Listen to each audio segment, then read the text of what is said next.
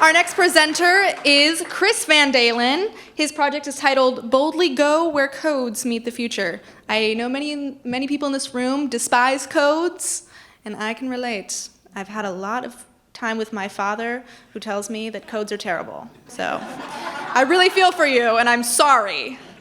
Chris is a lifelong artist. Yeah, it does. Chris is a lifelong activist who co-founded Shift Zero, launched the Code Innovations database, and led the Guild through some of the strongest energy code advocacy in the nation. Now he's proposing a bold idea, making codes incentive-based instead of just rules and punishments. Please welcome Chris Van Daalen.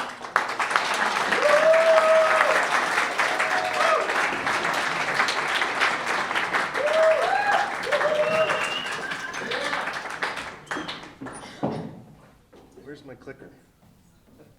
Oh, it's over there. Live long and prosper. No, I got one right here. All right, is this turned on? It is. All right. Well, hey, everybody. Well, I'm not an architect or a builder. I'm just a frustrated kid who, from an early age, realized that there was something wrong in the world. For a long time, I didn't know what to do with that. But then something happened that set the course of my life and showed me what I could do. In my first year of college, I met the man who would become my mentor and my greatest influence for the next 7 seasons and to this day, Captain Jean-Luc Picard of the Starship Enterprise.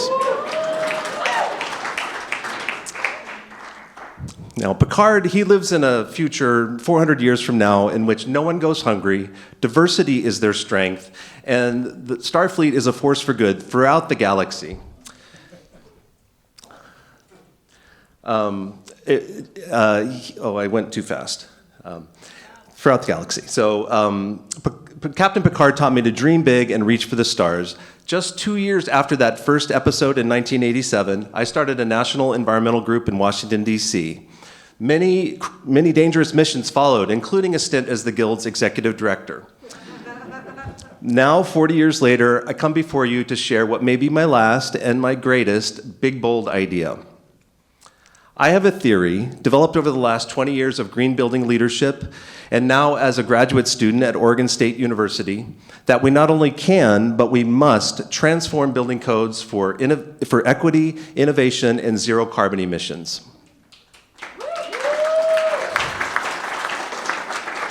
Living in the Northwest, you might think this is already happening. After all, the Building Innovations database, which I helped create for the Guild's website, it made it easier to build green by documenting permitting and policy precedents. Also, Shift Zero, the alliance that the Guild helped co-found in 2017, has pushed progress toward what will essentially be a net zero energy code by the year 2030. Both Oregon and Washington have recently passed groundbreaking new laws advancing racial equity in housing and zoning codes. Let me just check that. And but we're also facing a major anti-regulatory backlash from MAGA against DEI and the rule of law. After studying this, I'm convinced that if we don't change the way that we regulate buildings, very soon we will lose all the progress we've made. That's great. I'm losing my time. Our antimatter containment fields are about to collapse, Captain. The warp core breach would be catastrophic. The good news is that the people in this room already have the needed solutions. Built Green, the Living Building Challenge, and other market-based standards could become the pathway for a new flexible, incentive-based energy code that focuses on outcomes, not prescriptions. Regulations that reward builders who aspire to the highest standards of health and sustainability while giving flexibility for innovation and unique situations. Now, this could eventually replace the rigid, costly, and overcomplicated process we have now. Of course, we need modern standards of health and safety for fire, electrical, sanitation, but simplify all of that into one baseline standard, overlay it with a locally adaptive, aspirational energy code framework that harnesses the market-based standards in a race to the top. Underachievers would have to buy carbon allowances and pay more and wait longer for permits and inspections, while compliance costs for aspiring builders would be kept to a minimum. Instead of prescriptions, you could choose your own adventure and tap into agency programs for grants, incentives, and technical assistance. What if your Built Green, Passive House, or other certified standard could satisfy the building department that your project is at or above code? That would be a system based on trust and collaboration rather than rigid rules enforced through the threat of sanctions.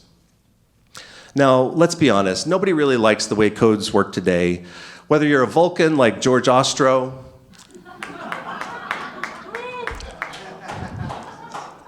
the Borg like mega builder D.R. Horton, or a Klingon thirsting for blood like so many owner builders and contractors frustrated with City Hall, there's palpable hunger for change across the political spectrum. Our energy code on paper may look like it's warping us toward a climate-friendly future, but in reality, every code cycle generates more pushback than the one before, and enforcement and data collection are highly inconsistent. Rather than warp speed, we're going on impulse engines. We'll never get there at this rate.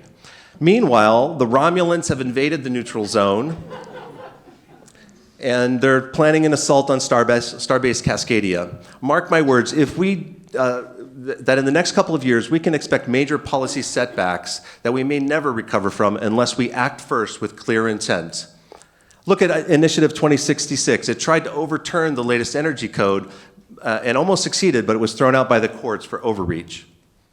The thing about life in the 24th century is that conflict over resources and gross inequality have become distant memories. Instead, collaboration and multiculturalism are the pillars of strength in society.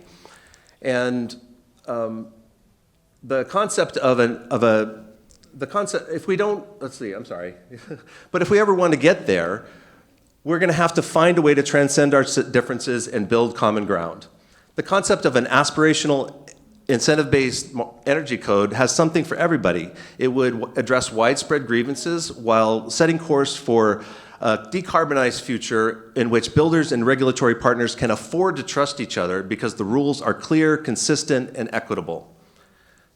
There will be outliers who need to be dealt with, and it'll take time to mature. But Star Trek reminds us that it's always darkest before the dawn, and it requires ingenuity, urgency, and collaboration to prevail. In my master's degree at Starfleet Academy, Oregon State University, I'm studying the policy process with an intense focus on housing and building codes. I don't have time to go into all the theory behind it, but you can see it playing out in the real world.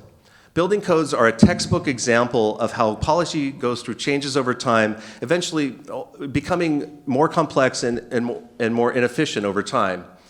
No offense to building code officials, you have my deepest respect. But this happens in all institutions, and if something eventually has to give or else the whole system's going to break.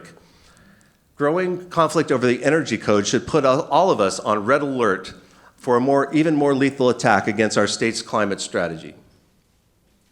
On the other hand, recent wins in housing and zoning code policy show that sometimes under the right conditions, a policy system can transform quickly if there's urgency, leadership, and a chance for collaboration. When major events bring about new power relationships, fundamentally new approaches can emerge that enable unlikely coalitions to form and build a new consensus. In 2020, Black Lives Matter and the COVID pandemic set off a graviton wave of anxiety, which translated into a slew of progressive housing policies that center the interests of people of color, low income, and other marginalized folks.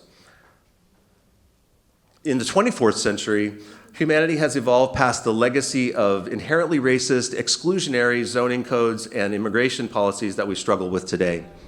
In Captain Picard's time, healthcare, education, and a place to call home are rights that are freely available to everyone, human or otherwise. And building codes and energy codes, are building codes and energy codes inherently racist? Most would say no, they're broadly beneficial, protecting the life and health of everyone who lives in a building. But what about those who can't afford to live in a building or live in an older home that isn't up to code? Who really benefits from these codes and who's excluded from these benefits? I'm just scratching the surface of this with my research, but one thing is clear: building regulations and housing policy share a history that has led us to the current crisis of inequality and a severe housing shortage. Only when the voices and lived experience of people of color, indigenous, people with disabilities are reflected in policies that are negotiated alongside the legitimate needs of construction businesses and homeowners, and also in consideration of our Earth's changing climate, only then can truly sustainable solutions emerge. If we can build an unconventional coalition and bring forward the right proposal at the right time, we could transform building codes for equity, innovation, and zero carbon emissions. We could set an example for the future. On a personal note, I come before you today in a wheelchair because I have a slow-moving form of ALS, Lou Gehrig's disease. So my time here is almost up. I probably won't be able to get this across the finish line. I will articulate my big idea and set it forward, but I'm going to ask all of you to work together and make it so.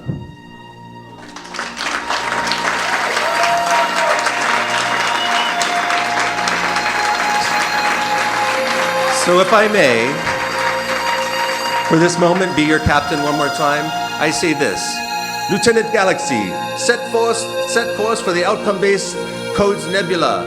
Course lighted. Engage.